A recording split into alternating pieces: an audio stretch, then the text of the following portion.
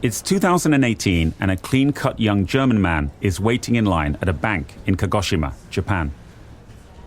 In his hand is a transfer form to wire millions of dollars to the US. Ahead of him, Japanese grandmas and grandpas stand patiently in line, waiting to make deposits and collect their pensions. When he finally gets to the front of the queue and hands over the form, the teller calls the manager. Because this young man has been here before, each time sending millions of dollars abroad.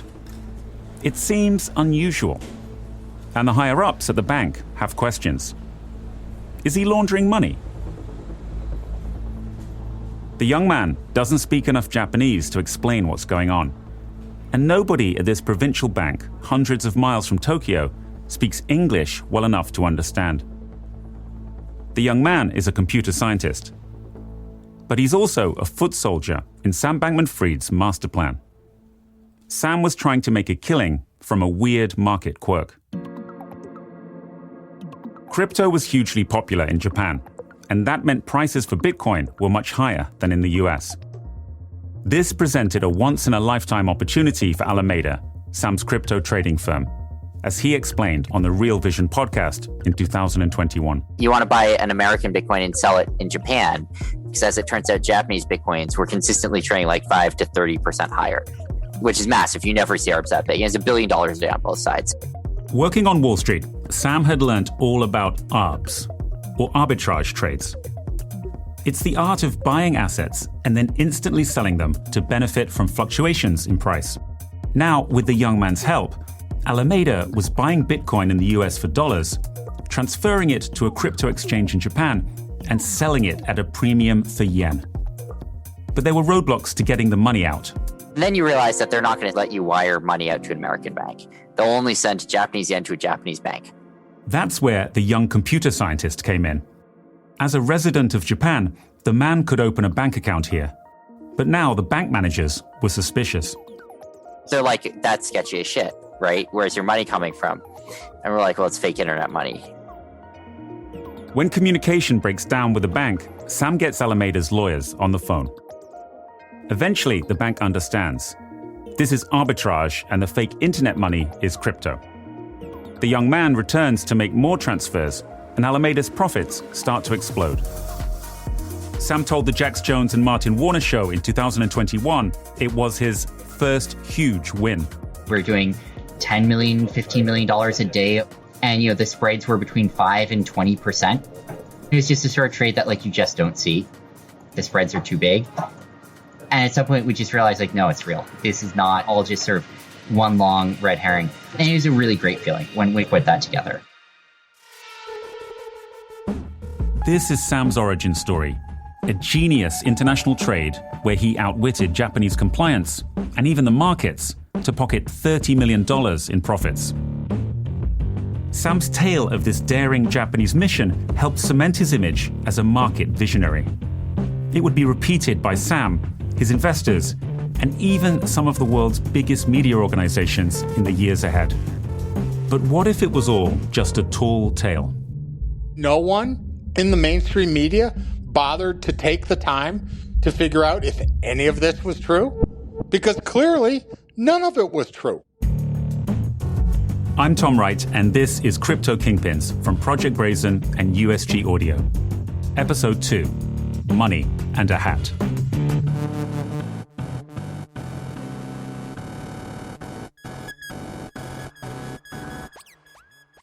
I'm an experienced guy. I've seen a lot of stuff. I've seen Wirecard, I've seen subprime mortgage, I've seen medical fraud, I've seen it all. Mark Cohodes is a short seller. He looks for companies he thinks are run by fraudsters, and he bets against them in the stock market. But even to Mark, Sam's story looked different. In most frauds, 80% of the business is real. In the case of SBF, nothing I could say was real. Even the money wasn't real because the guy's story wasn't real. The Japan Bitcoin arbitrage play had become mythic as Sam's fame grew. Within 4 years, he'd raised $1 billion from investors and become a global celebrity. For Mark, though, Sam's story just wasn't adding up. In his eyes, there was no way Sam could have made $30 million on the trade. This trade was not like a special secret. So anyone could have done this. And as we know, the more money that is thrown at arbitrage, the smaller the spread becomes. Sam was a latecomer to crypto. He had only set up Alameda in November 2017. And as Mark says, when more people start making an arbitrage trade, price gaps narrow quickly and profits dry up. So sure, Sam might have made some money, but $30 million on this one trade. Mark doesn't buy it. That story in my mind from the Genesis was always a lie. So that's a bad starting point, for where this whole journey began. He didn't fool me, and he probably didn't fool a handful of others, but everyone else he essentially fooled and kept the charade going. If Sam Bankman-Fried embellished his business origin story, we are going to have to go back further in time to figure out the truth. We'll find the answer on the trading floor of one of Wall Street's most private firms.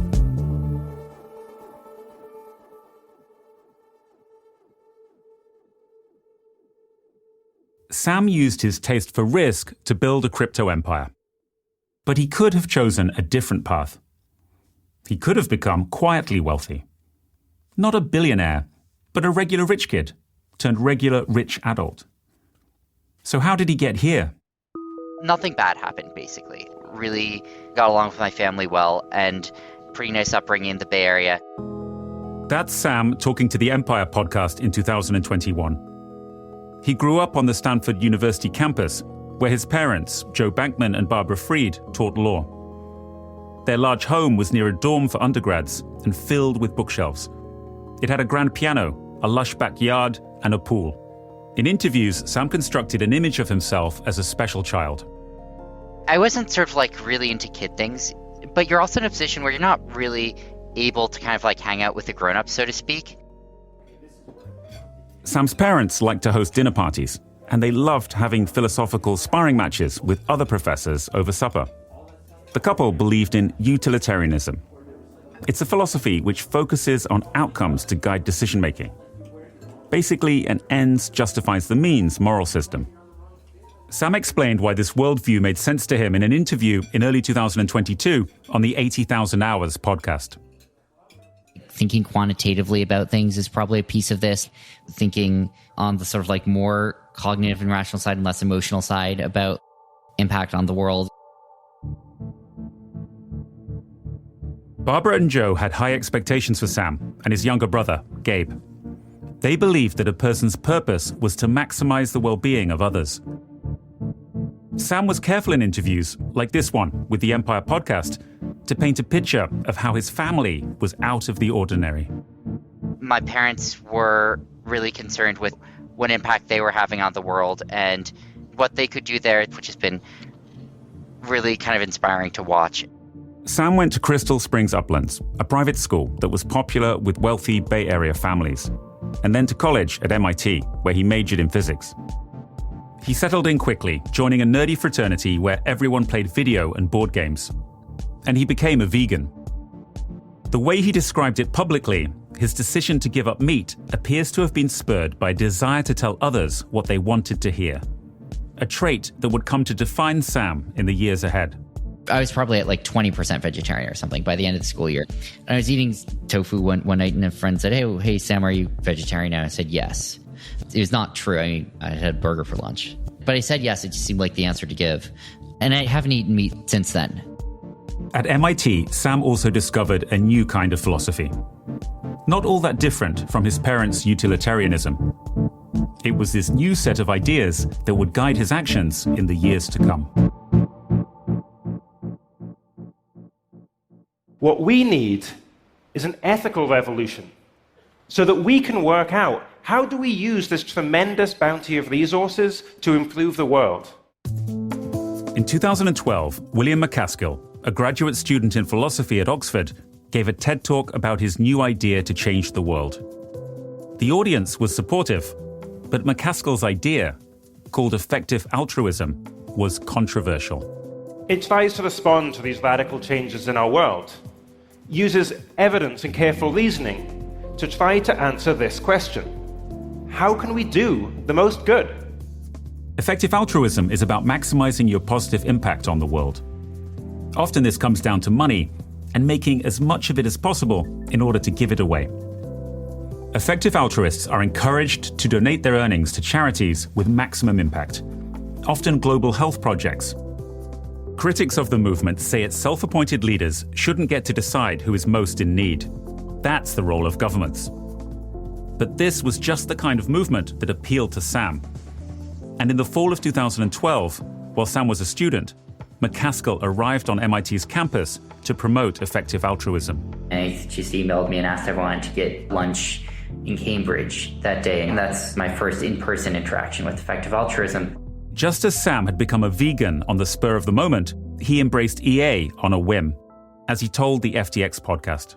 He and McCaskill met up at an Au Bon Pain Cafe near Harvard Square, and it was here that McCaskill pitched him on the idea of earning to give. The EA movement particularly appealed to me because I think it's sort of right about its long-term thoughts, which is that, you should be trying to maximize the amount of good that you can do. Sam wanted to do good, and getting rich in the process wouldn't hurt. The EA movement targeted bright young students like Sam and encouraged them to get jobs on Wall Street, rather than go work for charities in lower-paying roles. As he explained in his TED Talk, for McCaskill, the job of saving the world was best left to the billionaires. There's a lot of ability to take careers that are very lucrative so they can earn a lot of money, like Bill Gates did. Through that, you can donate a large proportion of your earnings to most effective charities and have an impact through your donations. Sam was sold. McCaskill suggested he try a firm called Jane Street, where many staff were part of the effective altruist community. Sam landed a summer internship there, a move that would change the course of his life and introduce him to the world of high-stakes trading. I definitely made a lot of money off of Sam that summer. In the summer of 2013, Milo Beckman had just started a prestigious trading internship on Wall Street at Jane Street Capital. Unlike other big New York financial firms, such as Goldman Sachs or Morgan Stanley, Jane Street isn't a household name. But within banking circles, it's known as a powerful force in quantitative trading.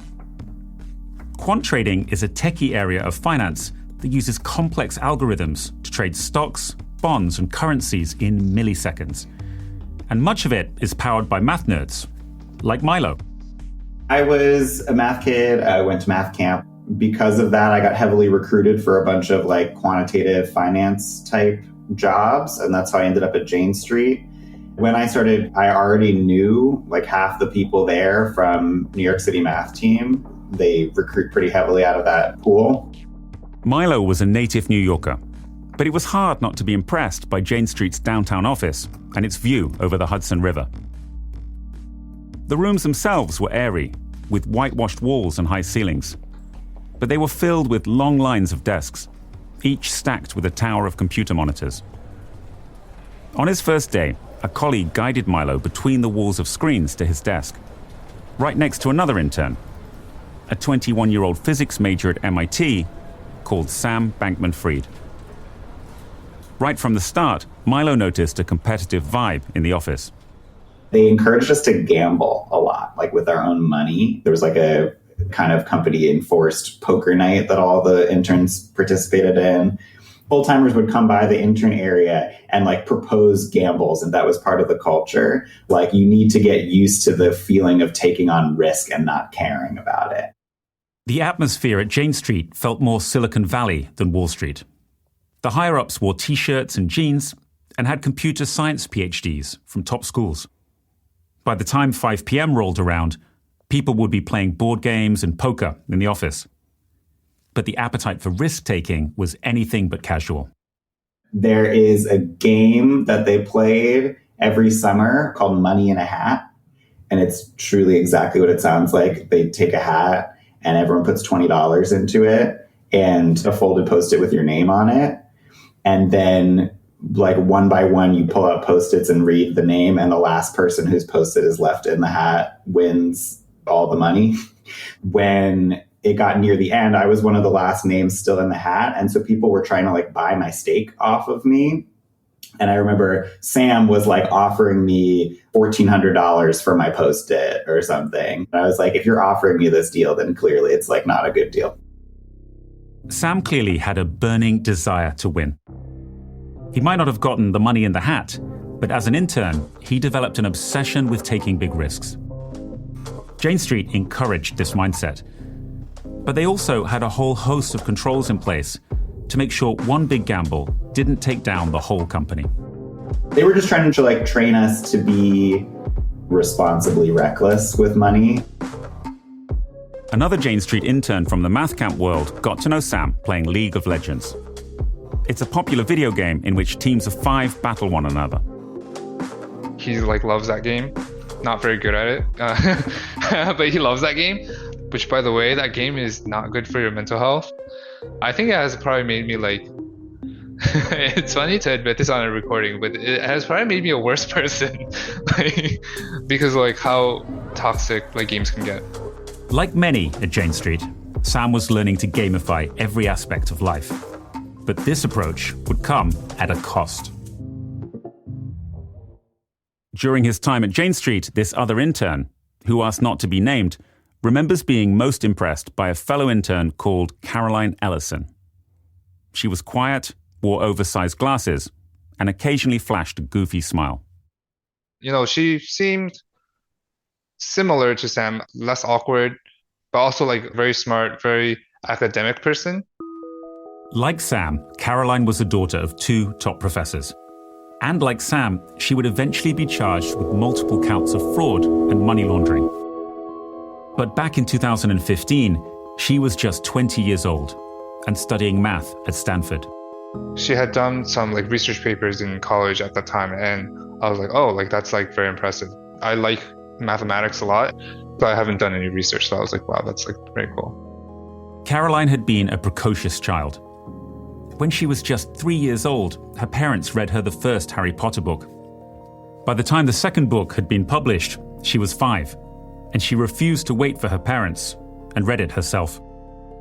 Beyond Harry Potter, though, she had another love: math. Here she is talking on FTX's podcast. I've been into math since I was a little kid, I'd say. Yeah, my dad has written multiple math textbooks for kids as a hobby. So those kind of came out of him teaching my sisters and me math when we were young and getting us to do a bunch of math competitions. Caroline was used to being the best in her class. But according to an article in Fortune magazine, she wound up at Jane Street after being passed over for a summer internship at a tech company in her junior year. It was a big blow to her pride, one of the first times she wasn't at the top of the pool. But Caroline found her stride at Jane Street. By now, Sam had taken a full-time job at the firm, and he became Caroline's mentor. They had a lot in common. They both loved math. His parents taught law at Stanford, where she was studying, and hers taught economics at MIT, where he'd gone to college. And like a lot of people who worked at Jane Street, Caroline was also into effective altruism, or EA. Here she is again on FTX's podcast. So I got into EA in freshman year of college, I guess. Yeah, I'd say the like general idea of effective altruism is trying to do the most good you can and how to measure that good. Caroline also believed in earning to give, which meant big money was important to her. The ultimate goal, or one of my most important goals, I think, is maximizing my impact. I mean, the direct thing is making money. To begin with, Caroline found working at Jane Street stressful. But she picked up trading quickly. I wasn't super into poker or board games or like the stuff that a lot of traders are into. So I think it's sort of something I've learned more on the job. She did so well that after she graduated from Stanford in 2016, she was offered a full-time role. For now, the future seemed bright. Mostly, I think young, high-earning, highly educated people tend to be too risk-averse. It doesn't really make sense for me to be that worried about saving. Probably just make more money in the future. Jane Street had coached Caroline on how to gamble. And in her eyes, the odds were all in her favor.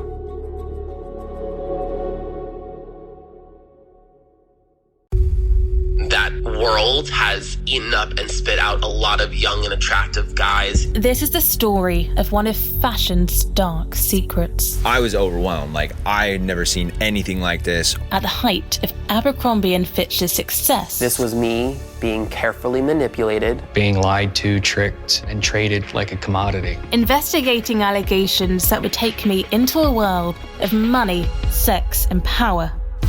This is World of Secrets, Season 1, The Abercrombie Guys. Listen wherever you get your podcasts.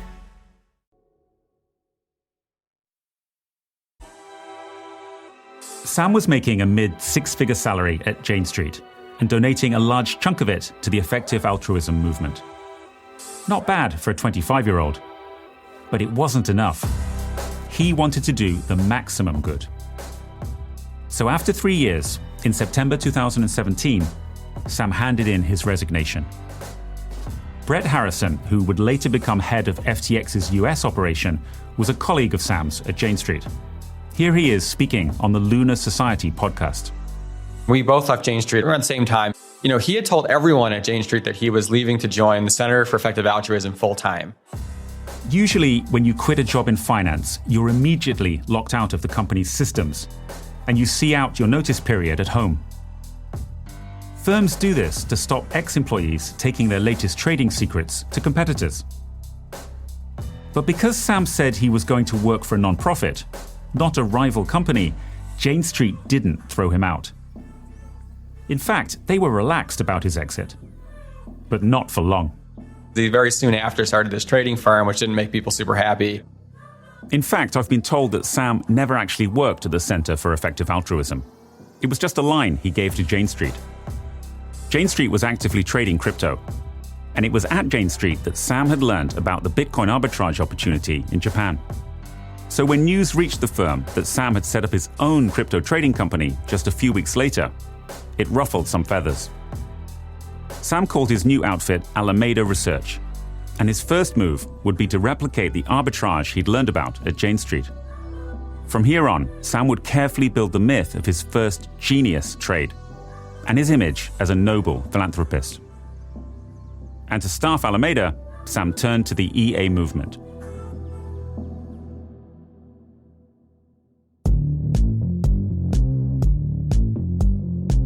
In November 2017, Alameda was born. Sam started the company with two co-founders. The first was an old friend, Gary Wang, a gifted coder Sam had met at a high school math camp, who'd been working at Google. The second was a newer acquaintance named Tara McCauley. Sam had met her a few years earlier through his donations to the Center for Effective Altruism, where Tara was CEO. Together, they hired a small team, all EA types, and they agreed to give half of Alameda's profits to charity. The start of the company was as spur of the moment as other big decisions in Sam's life so far. Becoming a vegan, joining the EA movement, and quitting Jane Street. His early hiring decisions at Alameda were just as haphazard, as he told the Empire podcast. It was like people I knew from high school, from college, from Effective Altruism. It sort of just grew out from people who knew people. We had like 50 interns coming in and out over the first few months. And it was just like hordes of people. The Effective Altruism movement is a tight-knit community with members all over the world. That's how Sam had found the computer scientist in Japan, the one willing to line up at a provincial bank in 2018 to cash in on differences in Bitcoin prices. The computer scientist wanted to help make money to give it away, but the Japanese arbitrage couldn't have made nearly as much money as Sam had claimed, says a person who worked with him. Alameda needed fresh capital, and fast. Its initial funding was a $50 million loan, much of which came from another successful effective altruist, Jan Tallinn, the co-founder of Skype. Later, Sam would refer over and over to the successful early days of Alameda and the insane profits of the Japan arb. But just a few months in, the firm was already in trouble.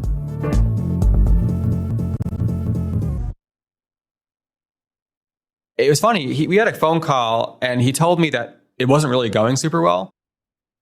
That's Brett Harrison, Sam's old Jane Street colleague, speaking on the Lunar Society podcast again. When Sam called him up in 2018, Alameda had been around for about 5 months. They were working out of a 600 square foot Berkeley walk-up, strewn with takeout boxes and cushions for napping. He said it was really great in the beginning. Like, they made a lot of money. They had this arbitrage trade. And then a few things kind of went by the wayside. They had sent tokens to the wrong wallet and ended up like losing millions in the process. And they had some big bet on, and it went against them. And so they lost a lot of their trading capital. Now, Sam was facing his first management test. So there was a big fracture within the company. You know, there was half the crew that wanted to kind of rewrite everything from scratch. There's another half that said like, okay, we can make some small incremental changes from here and fix things up. And Sam and Gary were more in that latter crew. By April 2018, Alameda had moved out of its grubby apartment and into a more professional office space downtown. It was here, in a conference room, that Sam's co-founder, Tara McCauley, confronted him. She and 3 other Alameda executives had big concerns with how he was running the company, specifically his approach to risk management and ethics. According to an article in Time magazine, they accused Sam of inflating the company's numbers, lying to investors, and, quote, gross negligence. From the outset, Sam's running of Alameda was slapdash. He spoke in interviews about his trouble opening accounts, as regulated US banks didn't want to deal with this Wild West industry. In an interview with Real Vision in 2021, Sam described the problem. You send money to buy Bitcoins. That's step one, right? And then your bank account shuts down because JP Morgan doesn't want to deal with crypto. So now you got to go and find a new bank account. In interviews at the time, Sam expressed contempt for old-school US banking regulations aimed at protecting consumers and stopping money laundering and fraud. He saw these rules as creating needless paperwork. A lot of this is like this dog and pony show. Like, it's not just being compliant, but also making sure that you've like given sufficient evidence as cover for that. The people you're dealing with, that they're no longer worried about getting fired. That they feel like if their boss asks them what they did, they can hand them a pile of paperwork and be like, I did all this paperwork. And the boss is gonna be like, I'm not fucking reading that. You got away with this one, you know? In that same interview in 2021, Sam even said he had named his company Alameda Research, so it sounded more like a plain vanilla financial advisory and not a crypto trading firm.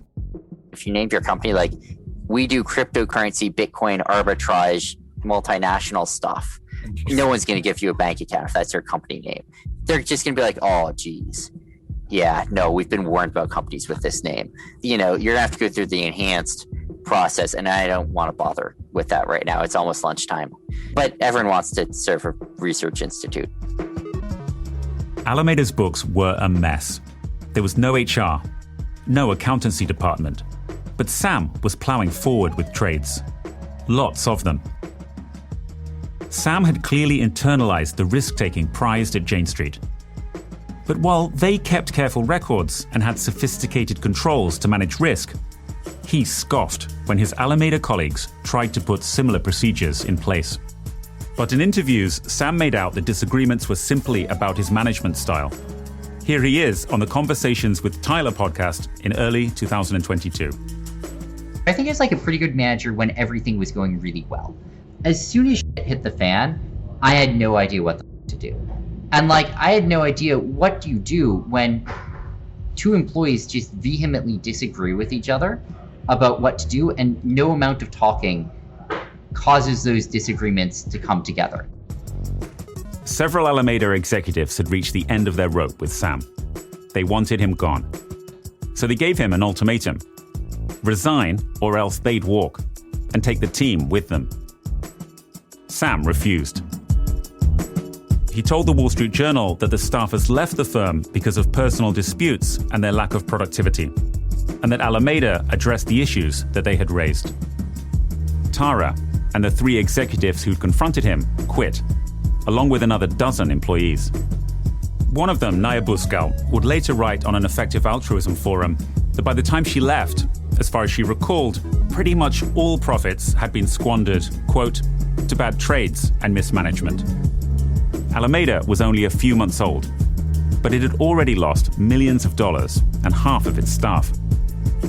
Now, surrounded by loyal devotees, Sam would push on. And this new incarnation of the company would be even looser and outside the lines than the last.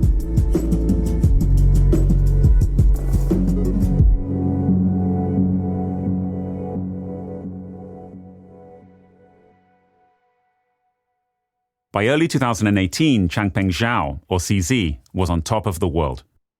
His crypto exchange Binance was thriving, and he'd just been on the cover of Forbes, which put his net worth at as much as $2 billion. By comparison, Sam had reportedly burned through Alameda's initial investment, made huge losses, and prompted a staff walkout. Sam saw CZ as an inspiration, but to reach the heights of Binance, he needed more money. What we do know is that in 2018, Alameda was seeking outside investors' funds, basically to trade more. That's Tyler Gelash, the CEO of the Healthy Markets Association. You heard from him in episode 1. Seeking fresh cash, Alameda's top executives put together a basic slide deck for investors. They were making claims that frankly raised more red flags than the Ohio State marching band. Things like 15% returns with no risk. Sam was claiming he could make a guaranteed 15% return for investors through trading on crypto markets. The figure was unheard of. It's also clear that they received a frosty reception from many of the investors that they were pitching. James Block, the crypto fraud blogger we also heard from last episode, said the 15% guaranteed return smelled of a Ponzi scheme. To me, when somebody tells me they're going to pay me double-digit interest rates with no risk, I automatically think there's something very wrong here, and it's possible that this is some type of Ponzi scheme. So my guess is that Alameda was essentially a snowball that started back a very long time ago and just kept growing. And that's what happens with every Ponzi. It has to keep growing in order to survive. But Sam was determined to keep Alameda going. CZ's success had shown him the promise of crypto. And with much of his top team now gone, Sam was hiring.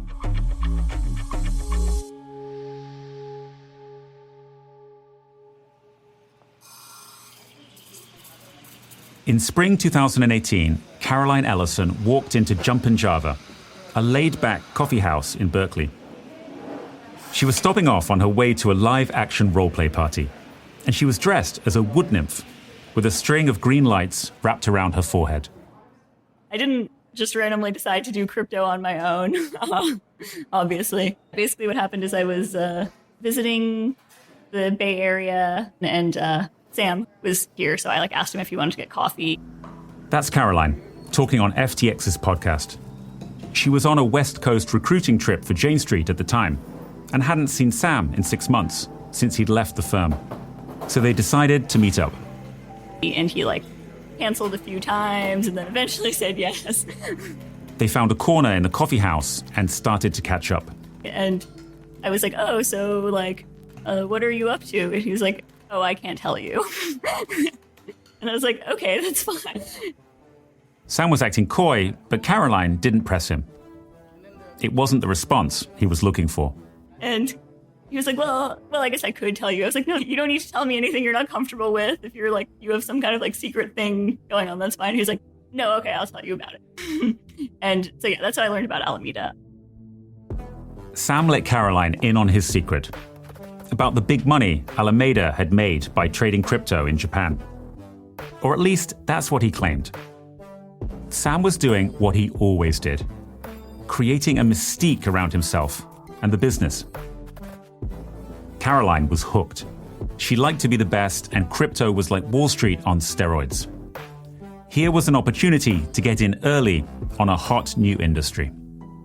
Within a few weeks, she quit her job at Jane Street and joined Sam's new crypto firm in Berkeley. Basically, after kind of visiting and talking with Sam, it seemed like too cool of an opportunity to pass up.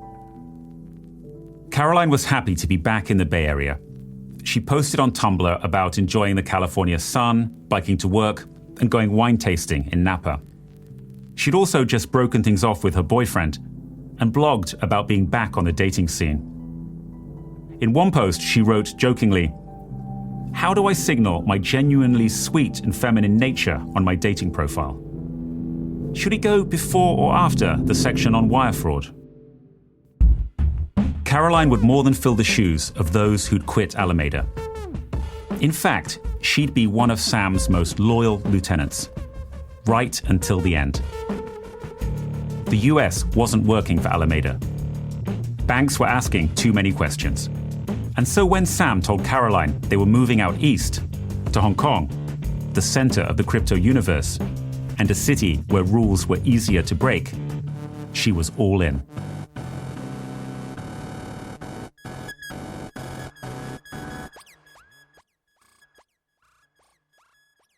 Coming up on Crypto Kingpins. At the time, sky was the limit. Well, he wanted our support, he wanted our endorsement, and also our validation to boost his credibility. No matter how good I was at math, I was never quite as good as Caroline Ellison, SBF and his team had very rapidly left Hong Kong on a private jet. I guess that should have been a red flag.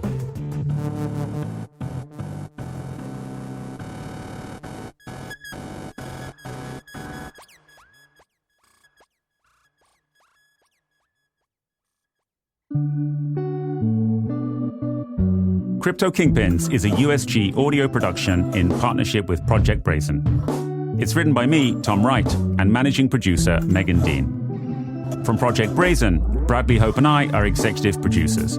Josh Block is our executive producer from USG Audio. Mariangel Gonzalez and Nick Brennan are senior producers. Georgia G, Lucy Harley McEwen, and Ben Walsh are reporters for the project. Susie Armitage is story editor. Claire Urban is sound design supervisor, with sound design by Alex Port-Felix. Seymour Milton is composer. Lucy Woods is head of research. Brian Ho is series creative director, and Julien Pradier is series designer. Noor Abdel Latif is podcast strategist. Production management from USG Audio by Josh Laulongi. And special thanks to Dwarkesh Patel of the Dwarkesh Podcast. For more information on this podcast and other podcasts from USG Audio, go to our website, usgaudio.com.